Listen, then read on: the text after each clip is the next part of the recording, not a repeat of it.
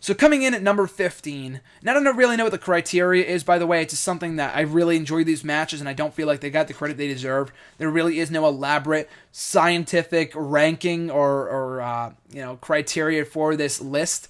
There are just matches that I really enjoyed that I feel like deserve more credit than some people give them, than some people recognize them as. Some people recognize them, or forget all about them or whatever. I feel like these matches were underrated in various respects. So at number 15, Chris Benoit versus MVP from WrestleMania 23 for the United States Championship. The last time that the United States Championship was defended at WrestleMania. I don't count 27. I know 27 was defended in a dark match, so kind of. But still, on the main card, I should say, that was the last time before this year that the United States Championship was defended. And it was a really good match. I didn't think it was a great match. They had better matches down the line.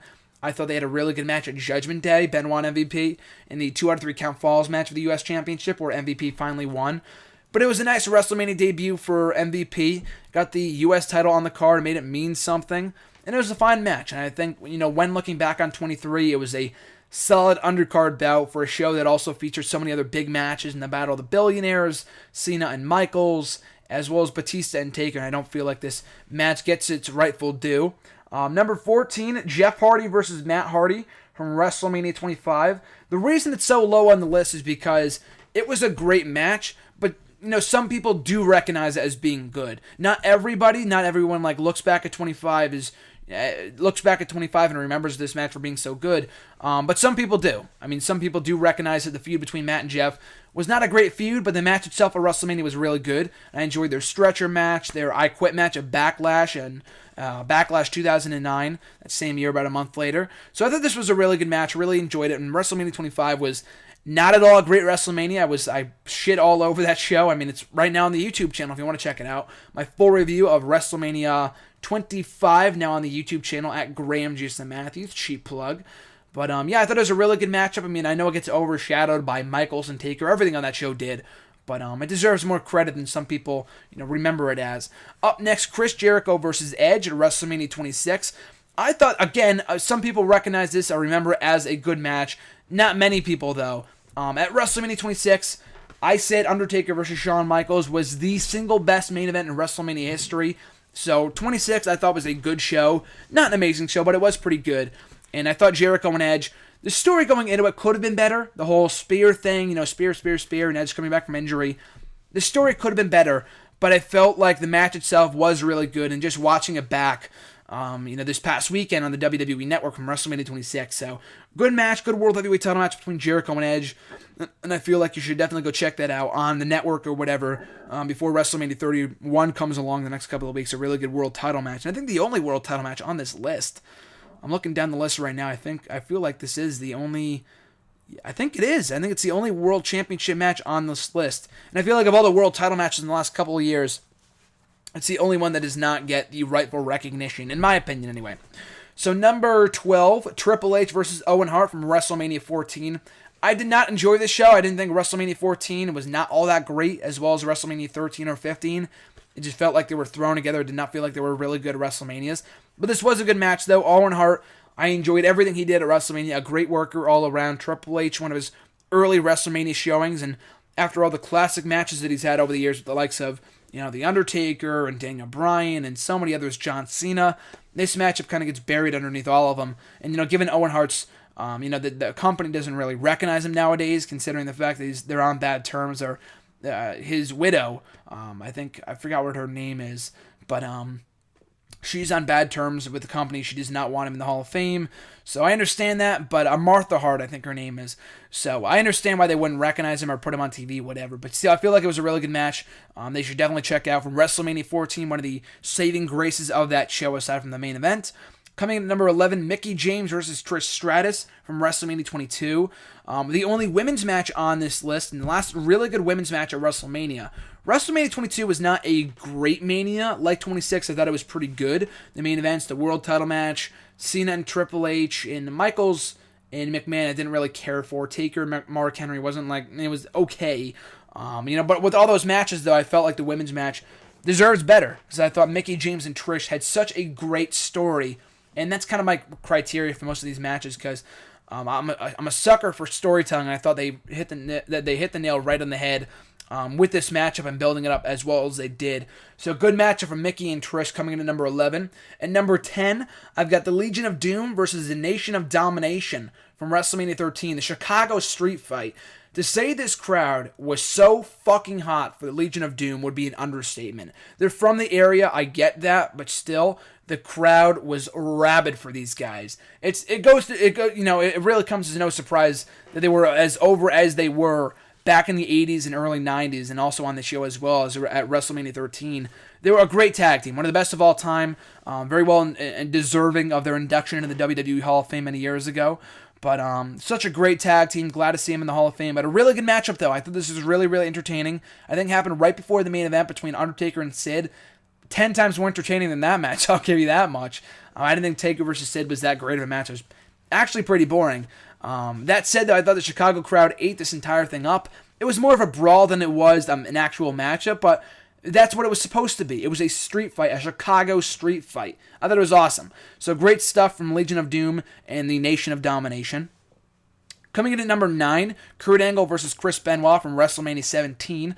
Of course, WrestleMania 17 is seen as the greatest of all time, and rightfully so, given the card that had one of the best all-around cards in history, and had a little bit for everybody. This matchup provided the wrestling. They had a really good, fun, entertaining matchup between Mr. McMahon and Shane. A great main event between Stone Cold and The Rock, and a little bit of everything with everyone on the card. But I thought, of as stacked of a card as that was, and maybe this is not underrated and people do recognize it as being as great of a matchup as I thought it was. But with everything else on that card and people recognizing that show for Austin versus Rock, this matchup kind of gets buried underneath it. But I thought it was a really good match, though, and a really good technical wrestling contest from Angle and Benoit at 17. Coming in at number 8, CM Punk versus Rey Mysterio, another WrestleMania 26 matchup. And I think WrestleMania 26 was the only Mania that I put 2 matches from, because I thought it was really, really good. I thought, like I said, it was a pretty good WrestleMania, and the only thing that held this matchup back from being higher on the list was that they didn't get much time. I think they only got like 8 or 9 minutes or something like that. But in those 8 or 9 minutes, they had a really good match. The crowd was into it. They had a good story going. I mean, people were obviously expecting Rey Mysterio to go over, seeing how if he lost, he had to join the Stratus Society. And they did have better matches down the line. They had a really, really good match at Over the Limit about 2 months later, which I thought stole the show that night. But I thought this was a really good match, though, and it did not live up to its full potential because they did not get enough time. But in that time, though, they ripped it up, had a great match. Coming in at number 7, The Undertaker versus Ric Flair from WrestleMania 18. I was just talking about this with RJ just recently, and that it came at a time that it was not when he was having his shittier matches, like, his worst WrestleMania matches were early on with guys like Giant Gonzalez and King Kong Bundy and Psycho Sid, and the match with Kevin Nash was okay with Diesel, but I thought this was like one of the first really good matches for Undertaker at WrestleMania. I felt like his match with Triple H was better, and that does get credit that the credit deserves from WrestleMania 17. But this was a really good match, though, from the year following, and a lot of people don't really remember this matchup. Looking back at Taker's greatest matches, I mean, in comparison to the matches he had with Punk and HBK, especially, of course, Triple H and others. I feel like this matchup was a gem on WrestleMania 18. It wasn't a bad show. Again, it was a pretty good show. And I thought this was a really good match from Taker and Flair, and that it kind of started up the trend of Taker having really good matches at WrestleMania. Did not start that trend. I felt like the match with Triple H did, but it was one of the really first good matches that Taker had at WrestleMania. Coming in at number 6, the Money in the Bank ladder match from WrestleMania 24. Maybe I'm biased because I love that match so much, but I thought it was a stacked matchup. Everyone had a reason for being in it. And for 7 people, too, Jeff Hardy was supposed to be in it before he got suspended. But for the 7 people they had in there, they had a great fucking match, and still to this day, my favorite Money in the Bank ladder match. Everyone ripped it up. Everyone was hitting their finishers. Benjamin taking a gross spill to the outside. And not gross as in bad, but bad as in, and gross as in, like, shit, that's gonna fucking hurt in the morning. Like, that kind of gross, That was a great spot. And I really loved the matchup. Punk winning was a nice touch. People didn't really care to see him win the following year. I know he was still, like, a popular babyface. Not as much, though, but people were just anxious to see someone new win that year. But for 24 there, he was like the underdog. He was like the least that you would expect to come out winning in this matchup, and I thought he did a really good job in winning that matchup. And the thing with Jericho and he getting stuck up in the ladder, I thought was great. So a great Money in the Bank ladder match. Dare I say the best of all time. I feel like the people recognize the first Money in the Bank ladder match as being for being great on the WrestleMania 20 card, and a few of the other ones at 22 and 23. But I feel like the 24 card, with all the main events they had that year with Michaels and Flair, and the triple threat match for the WWE title, and Mayweather versus Big Show, as well as Undertaker versus Edge for the World Heavyweight Championship, people don't really remember that much of the Money in the Bank ladder match. But if you go back and watch it on the WWE Network, trust me, you'll love it. Coming in at number 5, Benoit versus Angle versus Jericho from WrestleMania 16 in a triple threat match, or a 2 out of 3 count falls match for the European and Intercontinental title match for the Intercontinental Championships. So the stipulation, sure, like the first fall, it goes to that you win this title, the second fall wins that title. Jericho said it himself in his book, but the matchup was so convoluted, the stipulation was so stupid, but the story was there though. Angle walked into Mania with both belts. He walked out with neither of them. So he was this cocky young guy, holding both belts, think he can own the world. So the stipulation was a bit of a clusterfuck. But they had a really well-wrestled matchup, and on a show that was a bit of a disappointment, it was not a good matchup. I mean, the WrestleMania 2000 was not great at all. Like, there was only like 1 or 2 good matches. And, aside from Rock and... not WrestleMania... Did I say 18? I meant 16. I'm sorry. Aside from the tag team title match, the triangle ladder match of the tag team championships, there was not many good matches on this show, but I thought this was pretty good. It was very well wrestled, and they had a good story going into it aside from the convoluted stipulation. Number 4 may surprise you. Hulk Hogan versus Mr. McMahon from WrestleMania 19. Was it a Matt Classic? Absolutely not. The farthest thing from it. But I went into WrestleMania 19, hearing about this matchup, and I'm thinking, this is going to be, a waste of time. It's going to be stupid. Neither guy, being over 50, 60 years old, they're not going to put any effort in this. It's going to be a clusterfuck. But they ended up having one of the most exciting and entertaining matches on the entire show. How is that possible, you ask? But Hogan was so over back in 03. McMahon was such a heated villain. And they built this off of 20 years in the making, who created WrestleMania. And, it was a good concept. They had a good basis behind it. They kind of, stretched a little bit in order to get that stipulation from it. But they had a really entertaining brawl. I think it was a no disqualification match, but they went on the outside. They made the color commentator, like the Spanish commentator, bleed, which was, he was like dead on the outside. That was hilarious. And then Roddy Piper came in and wearing a biker helmet, taking out Hogan. And the crowd went fucking nuts for Piper.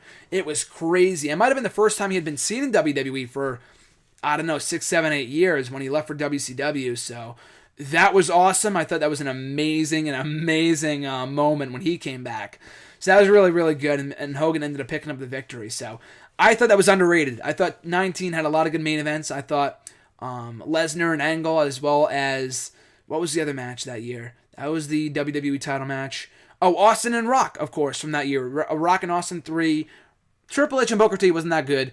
But the other main events that I mentioned I thought were great. And this kind of gets buried underneath this. Also, as well as, Michaels and Jericho had a great match. And I thought this was a really entertaining match as well. Coming in at number 3, Rey Mysterio versus Eddie Guerrero from WrestleMania 21. That kind of set the stage for their feud for the remainder of 2005. That kind of put over Rey Mysterio in a whole new light.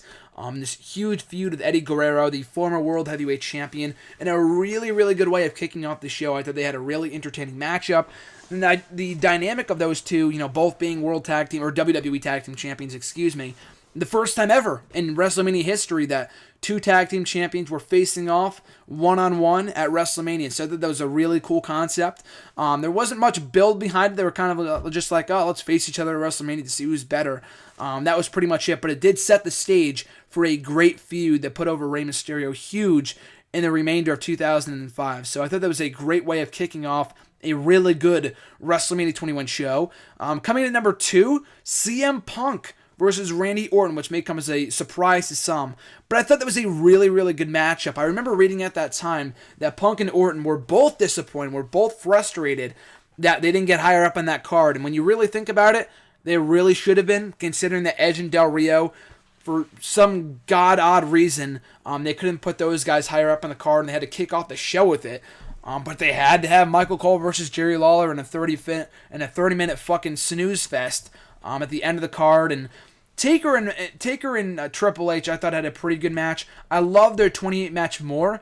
To be honest with you, I thought the 27 match kind of bored me. I thought it was a really good match, but I was just kind of bored by most of it because I knew who was going to win. And it's always the case with Undertaker, but in this case especially, they didn't create much emotion before the match or during the match, in my opinion.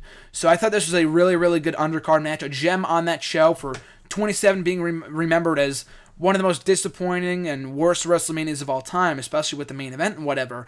I thought this was a gem on the undercard of that event. And we get to number 1.